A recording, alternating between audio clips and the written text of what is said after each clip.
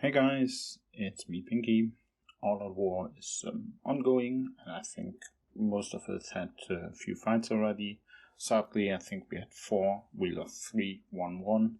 So for us it's not going too well, but during the fights I noticed some very strange formations in those reports on, of course, the enemy side so far, because I can't see reports fighting our own people. This here would be an example. I don't know why you put Annie in a bow mode, because what Annie gives you mostly is some total stats, and she has a healing active, but I will try to explain you in a bit why that is not good. So we have the, when you deploy march, you have the possibility to use the special troop. I think most people are using them right now, even though I feel like most of the special troops are pretty safe explaining. My experience so far gives me the intention that maybe some of it is a bit misunderstandable. I wanted to do a quick rundown of these troop types. So the first thing you need to know, you always need to have a one type march, full in, full cav, full spear, full bow. You can't do mixed ones. Mixed ones you can't activate, but mixed ones are no good anyways. Always go for one troop type. Every troop type has a kind of an activation and gets better then. For example, we have infantry goes to armored. Armored troops will have 20% reduced movement speed. They will be slower, and they can counterattack any sort of damage, and the counterattack coefficient is increased by 30% at the same time. They can counterattack everything, which means they can also counterattack bows, because normally if you have eagle eyes, they are not able to be countered. So if eagle eyes attack you, you don't deal any damage back. Normally if someone attacks you, you deal damage back. The armored infantries can also attack bows back, then they are 20% slower. This is important to notice because they get countered by calves. Calves are the fastest troop type. There's no way you will outrun the calves. When they want to stick at you, they will stick at you. Still, I think imps from the skill are the best troop type, because they lose a bit of movement speed. You can cover that up with Mango, for example. You can go into gather gear to be faster again. A lot of people won't use this, so you will in the end be as fast as them again. And the counterattack coefficient is very, very strong, especially with Zinara, Barrett, John, Daron. All these types of commanders are working very good and increasing this. I would always activate the infantries, and you can basically play everything with the infantries, but the best is something Zinara, Barrett plus someone else. If you have a big commander, pick a big commander. If not, something like Annie, Marjorie, Rhea, stuff like this is very good. Then you can also always go Layla, Lutz, Zack, and at third march, for example, you go Jamie, Rhea, and Andrea. And like this, you have 3 marches. Then we have the cavalry, which becomes the Windborns, and Windborns take 30% increased counterattack damage, have 10% increased movement outside battle.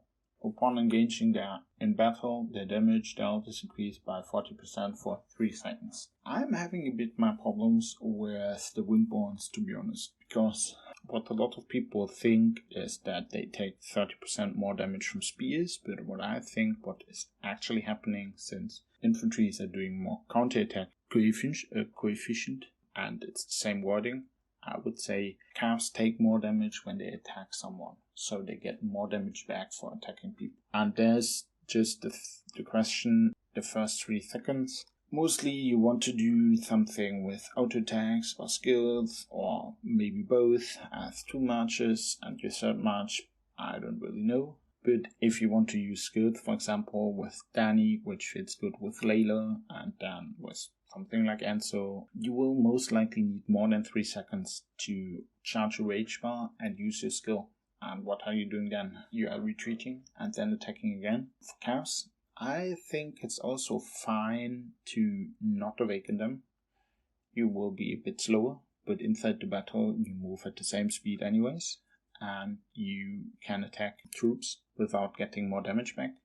And you lose the 40% bonus in the first 3 seconds. So it's a bit the question, what are you going to do? If you want to hit and run on bows and then run away and hit and run them again, I think then it's fine. But if you are in a let's say you're defending a city and you have to fight all the time and have a healer behind you healing you up, something like this, and you can foresee this, then I would maybe just bring cavalries, no windborns. The third one is the spearmen go into matrix troops. Matrix troops take 30% reduced pincer attack damage, 5% reduced damage, and deal 25% reduced skill damage.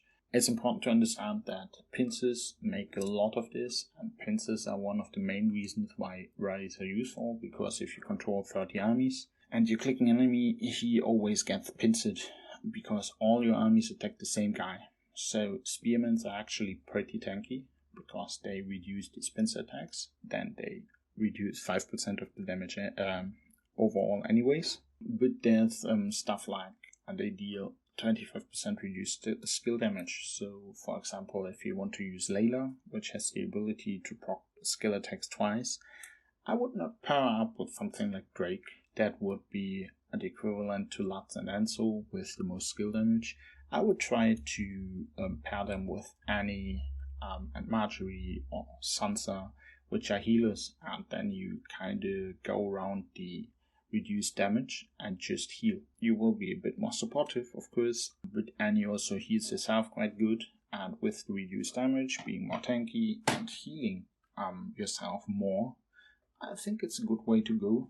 Of course, you can always go like Jamie, Miranda, Patello for the normal attack march, which will work very great, but I would not try to fit in the skill damage commanders here. And then we have the bowmen that will go to Eagle Eye. I think a lot of people think they are pretty useless. A lot of people think they are pretty great.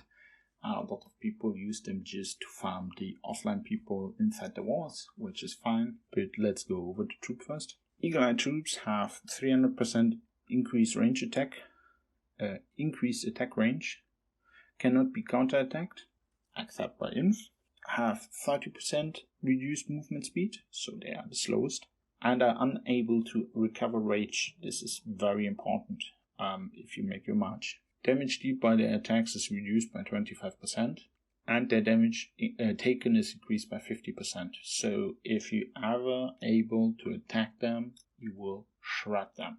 And if they fire on you, you can of course always choose to go back. Since they are slower than you, they can't really chase you. When they attack you and they are not like 30 armies firing on you and you are not alone, then just go in. Because once you are in and once you are able to hit them, you will destroy them. And attacks by Eagle Eye troops will not trigger pincer attack effects. It doesn't matter if 1, 5 or 100 bows attack you, they don't pincer you as Eagle Eyes. But for me, the most important part, and also what did bring me to make this video, is that the rage, you cannot recover rage. So you need to rage to use your skills.